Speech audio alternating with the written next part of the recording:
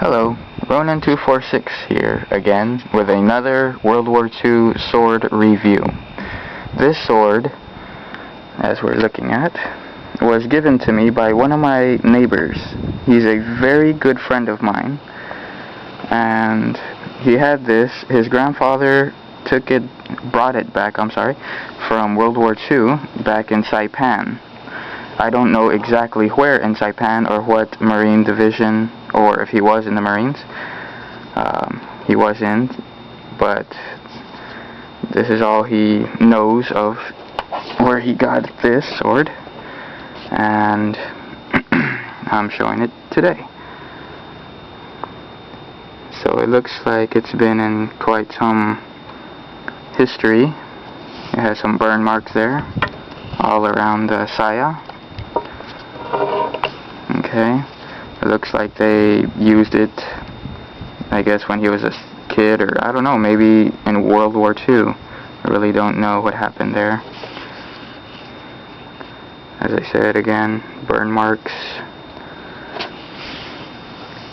Okay, and it looked quite really used here. Like I don't know, this is my opinion. Maybe the guy had it tucked in his belt, because this is just way too obvious to have it worn completely here, you know, and have it fine over here and then worn right close to where you would have just to pull it out, you know.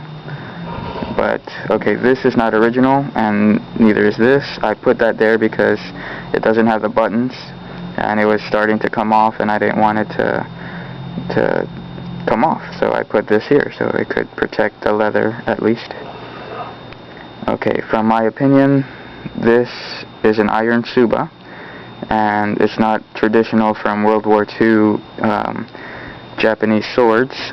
I'm thinking it could be older than World War II. Okay, here you have a Japanese what is it? Lotus blossom? Cherry blossom, I'm sorry about that. Then you have two over here. It looks like they're kissing or something. And then you have another one here. The shark skin is really coming off. I try not to handle this sword way too much, or too much. If I can, it's just there. Okay. Now, let's open the sword. Let me put this here.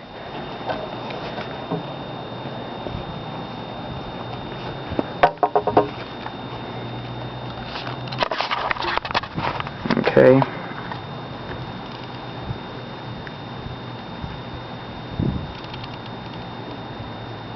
This was starting to tear. The original thread was coming undone, so I just basically got some sewing thread and just wrapped it around. I didn't sew the thread or anything. I just wrapped it around so it wouldn't come undone. And my friend, he sanded it down, he buffed it out basically, because it was completely rusted. You could not see nothing on the sword, and it kind of broke my heart, because a sword like this, shit, it has to shine, you know. I put it here so you can see the Kosaki. It's chipped off, and there's also some other chips on the sword, and there's some cracks in the sword, I guess when they were using it in battle.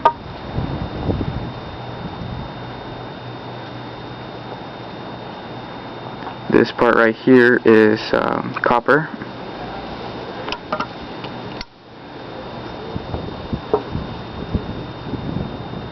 The original Hamon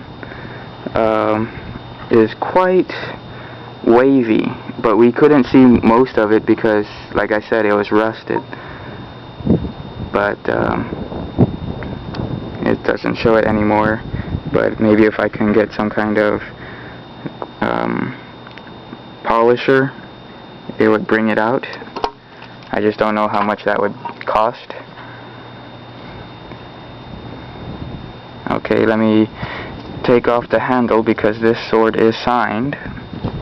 So, hold on, give me 1 minute.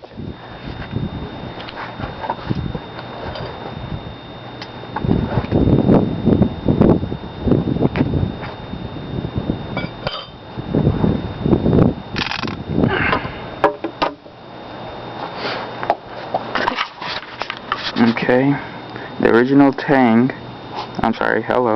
the original peg, I had to, well, it didn't have the original peg. I had to make this out of a chopstick, just so it could stay on there.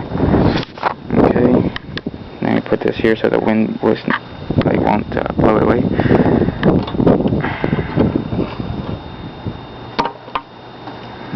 This was so black, just black. It wasn't brown, it wasn't any other color, it was black. We could not see the person that made it, so he helped me buff it out. We can't really, I mean, you could see it right there. There's that, and then there's a word underneath that. Okay, let's take this off. That's leather and brass, and this is, as I said, iron. It had some kind of design on it in brass. You could barely see it. In my opinion, it looks like water and wind.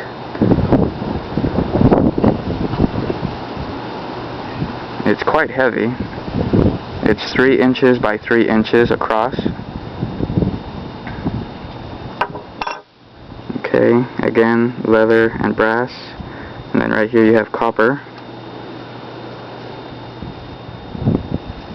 So I'm going to try and see if we can move this so you can see the name of it. It's right there.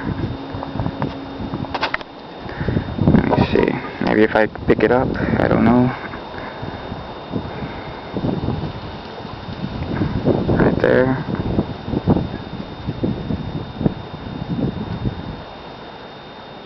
Anyways, that's the sword. I don't want to be holding it too much.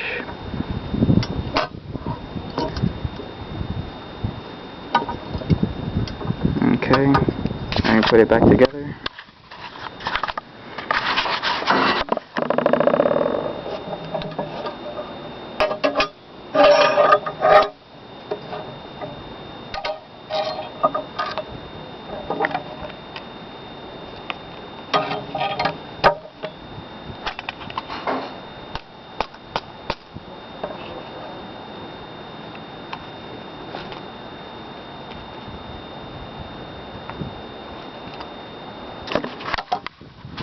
And basically this is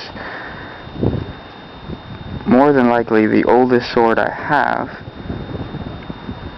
but later I will be reviewing a better sword. Let's put it back in the sheath.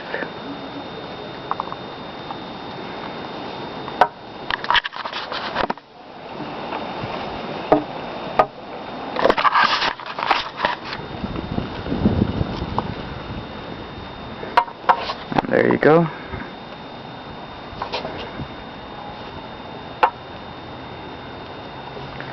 Thanks for watching, and take care.